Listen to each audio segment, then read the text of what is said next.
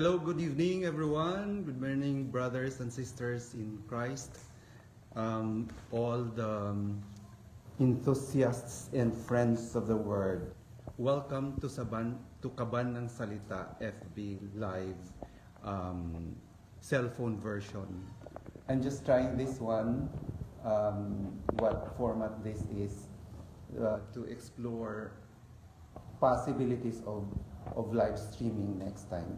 Actually, I'm here at St. Paul's, Makati. I was away for a while. I went to Mindanao, and so I beg your my apologies that I wasn't live, or we were not live last Tuesday. But we're back to Manila, we're back to Luzon, so we will continue live streaming every Tuesdays, 7 p.m. Ngayon wala kami sa St. Paul's Cabanatuan Bookstore, but I'm here in our guest room.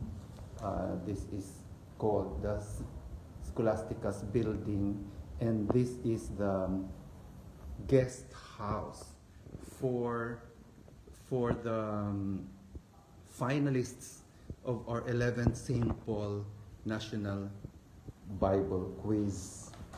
Oh, meron akong isang viewer, si Jairus. Hello Jairus, shout out sa'yo. Hopefully, meron pa ibang manonood.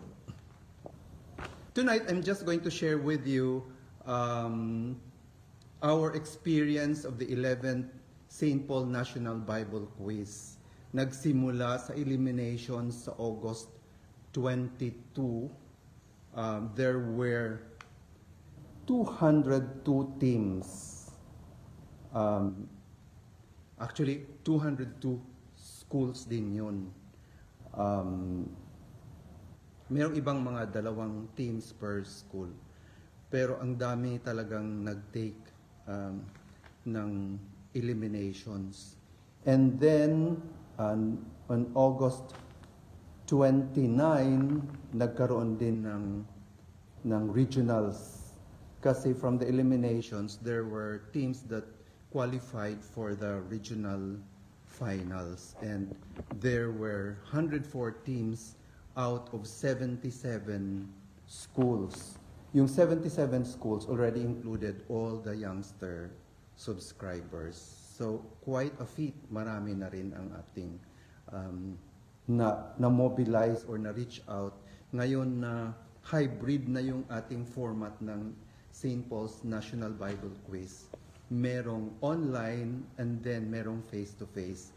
The face-to-face, which is the Battle of the Champions, Battle of the Regional Finalists, will happen on September 14. That's as Saturday during the Manila International Book Fair. At ito yung mga nag-qualify doon sa ating National Championship or Battle of the Champions. Actually ngayon, although during the eliminations, the schools were grouped into clusters kasi there were contestants, participants na hindi masyadong marami in a region. Cluster yung mga konti lang na regions into one cluster. And there were around 14 clusters. Ngayon, after the eliminations at doon na sa regional finals, ang exam doon became 2 parts.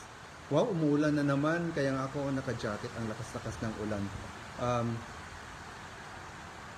Yung sa eliminations kasi, ang questions doon for 70 points ay true or false at multiple choice. Maraming nag-qualify. Now, so much so that there were 77 schools, including around 40 plus or 30 plus youngster subscribers. Sa regional finals naman, ang nangyari, there were two parts, 20-minute exam per part. At doon sa every, merong in between the 2 parts, may updates about how they fared. So, yung mga contestants ay nakikita nila kung ma-update sila kung ano yung kanilang performance. During the first half, when I was there, bago ko in-interview about my experience of other St. Paul National Bible Quiz, I think of the top 15, half of it, 8 schools were perfect in their scores. So talagang highly competitive yung exam. Okay. So ang final result after the two chunks, under the two-part exams, ito yung teams that will make it to the national championship. First, Sisters of Mary Girls Town from Talisay, Cebu.